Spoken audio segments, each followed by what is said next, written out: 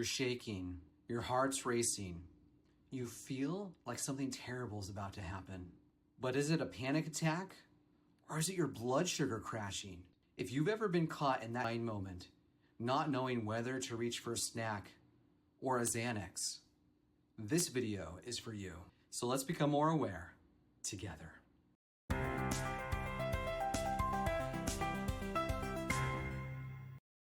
Imagine this. You're sitting at your desk. It's 11 a.m. You skipped breakfast.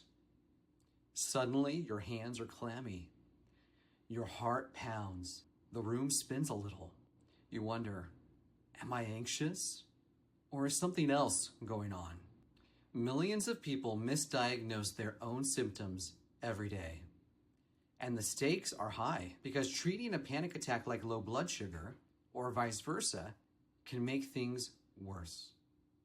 Today, we're going to decode the differences between low blood sugar, panic attacks, and stress. They overlap in surprising ways, but there are key symptoms that can help you tell them apart if you know what to look for. First, let's talk about the messy middle. Low blood sugar, panic attacks, and stress all share a few hallmark signs. You might feel weak or lightheaded. Your heart might race. You might even get cold sweats. If you're vomiting or gasping for air, it could be any of those three. This overlap is what confuses most people, and even some professionals. But here's where things get interesting.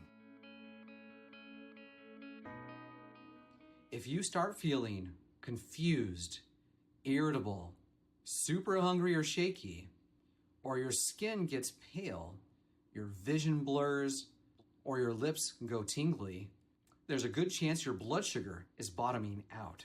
And if you don't catch it in time, you might even have a seizure. This isn't anxiety. It's a physiological emergency. But there's one detail that almost always shows up with blood sugar crashes and rarely with panic, and that is sleepiness. That heavy, exhausted feeling, that's your brain not getting enough fuel. Now, picture this. Everything's fine until it's not. No warning, just sudden dread. Your body locks up. You feel like you can't move. Maybe even like you're going to die. That's classic acute onset, a red flag for panic. Here are some other telltale signs. Tingling in the hands, feeling paralyzed, or like your limbs just don't work. And maybe the most confusing one, it can wake you from your sleep with nightmares or crying out.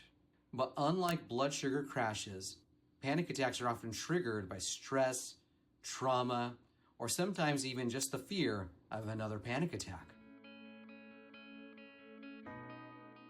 Stress is the sneaky background player. It can make panic and blood sugar issues worse, or even mimic both. But it tends to creep in more slowly, and it sticks around longer. Stress might show up as ongoing pain, especially if it shifts with position or pressure. GI issues like IBS, diarrhea, or GERD. Skin flares, sleep problems, and even weight gain. And then there's that classic tightness in the chest or the gut, what people call butterflies or a pit in the stomach. So how do you know what you're actually dealing with? Let me tell you about a patient. We'll call her Rachel. She came in convinced she was having daily panic attacks, but it turned out she was skipping lunch and drinking 3 coffees a day. We tracked her symptoms. We tested her blood sugar. And sure enough, those panic symptoms were actually glucose crashes. The solution wasn't a sedative. It was a snack and some structure. Here's how you can start to tell the difference in your own life. If it hits fast and you feel shaky or hungry, check your blood sugar. If it hits like a freight train out of nowhere, think panic. If it builds slowly, lasts hours, and includes pain or digestive issues, stress might be the culprit. You can even keep a symptom diary or try tracking your meals and mood side by side for a week. And if things feel off, Talk to a professional who understands how these systems interact. And here's the real kicker. Low blood sugar affects your brain. Panic attacks affect your body. And chronic stress affects everything. So if someone's ever told you that it's all in your head, they're wrong. It's in your head, your gut, your hormones, your nervous system. You're not imagining this. You're responding brilliantly to a body that's trying to stay alive. If you've ever been caught in this confusing overlap, drop a line in the comments. Let's show people that they're not alone. And if this helped you, consider subscribing. I cover the real science behind what your body is trying to tell you. Until next time, stay curious, stay kind, and let's become more aware together, one step at a time.